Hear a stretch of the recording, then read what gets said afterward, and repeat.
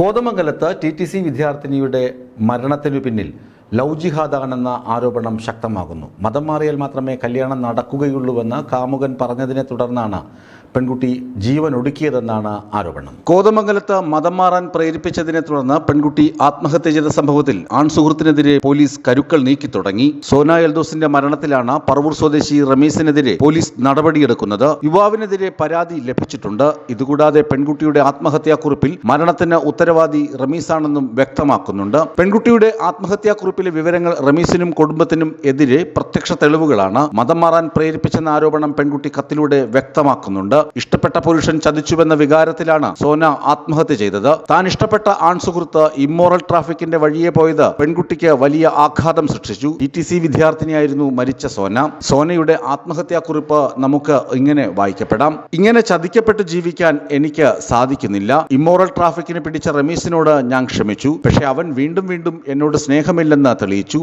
എല്ലാം മറന്ന് ഇറങ്ങിച്ചെന്ന എന്നോട് മതം മാറാൻ നിർബന്ധിച്ചു. രജിസ്റ്റർ മാരേജ് നടത്തിത്തരാമെന്ന വ്യാജേന അവന്റെ വീട്ടിലെത്തിച്ചു. കുടുംബക്കാരെ കൊണ്ട് മതം മാറിയാൽ കല്യാണം നടത്താമെന്ന് പറയിപ്പിച്ചു. റമീസ് ചെയ്ത തെറ്റുകൾ അവന്റെ വീട്ടിൽ ഉമ്മയും ഉപ്പയും അറിഞ്ഞിട്ടും യാതൊരു നടപടിയും സ്വീകരിക്കാത്തത് എനിക്ക് അവരോട് അകൽച്ചയുണ്ടാക്കി. സഹദ് എന്ന കൂട്ടുകാരൻ എന്റെ കൂടെ വരാമെന്ന് പറഞ്ഞ റമീസിനെ പിന്തിരിപ്പിച്ചു. വീണ്ടും എന്നെ തിരിച്ച് വീട്ടിലേക്ക് എത്തിച്ചു. മതം മാറാൻ സമ്മതിച്ച എന്നോട് പിന്നീടും റമീസും നാട്ടുകാരും കൂട്ടുകാരും കുടുംബക്കാരും ക്രൂരത തുടർന്നു. മതം മാറിയാൽ മാത്രം പോരാ, തന്റെ വീട്ടിൽ നിൽക്കണമെന്നും കർശനമായി പറഞ്ഞു. ചെയ്ത തെറ്റിന് ഒട്ടും തന്നെ കുറ്റബോധമോ എന്നോട് സ്നേഹമോ റമീസിൽ ഞാൻ കണ്ടില്ല. എന്നോട് മരിച്ചോളാൻ റമീസ് സമ്മതം നൽകി. വീട്ടിൽ ഇനിയും ഒരു ബാധ്യതയായി നിൽക്കാൻ സാധിക്കുന്നില്ല. അപ്പന്റെ മരണം തളർത്തിയ എന്നെ മുകളിൽ പരാമർശിച്ച വ്യക്തികൾ ചേർന്ന് ഇന്ന് മരണത്തിലേക്ക് എത്തിച്ചിരിക്കുന്നു. ഞാൻ പോകുന്നു. അമ്മയും ചേട്ടനും എന്നോട് ക്ഷമിക്കണം. ഞാൻ അപ്പന്റെ അടുത്തേക്ക് പോവുകയാണ്. സോനയുടെ ആത്മഹത്യാക്കുറിപ്പടക്കം കണ്ടെത്തിയതോടെ കുടുംബം റമീസിനെതിരെ രംഗത്ത് വന്നു. നെടുമ്പാശ്ശേരി വിമാനത്താവളത്തിലെ താൽക്കാലിക ജീവനക്കാരനാണ് റമീസ്. ഇയാൾക്കെതിരെ പോലീസ് ഉടൻ കേസെടുക്കും. അതേസമയം റമീസും കുടുംബവും കല്യാണത്തിന് മതം മാറണമെന്ന് നിർബന്ധിച്ചുവെന്നും മർദ്ദിച്ചുവെന്നുമാണ് ആരോപണം. കോതമംഗലം സ്വദേശിനി സോന ശനിയാഴ്ചയാണ് ജീവനൊടുക്കിയത്.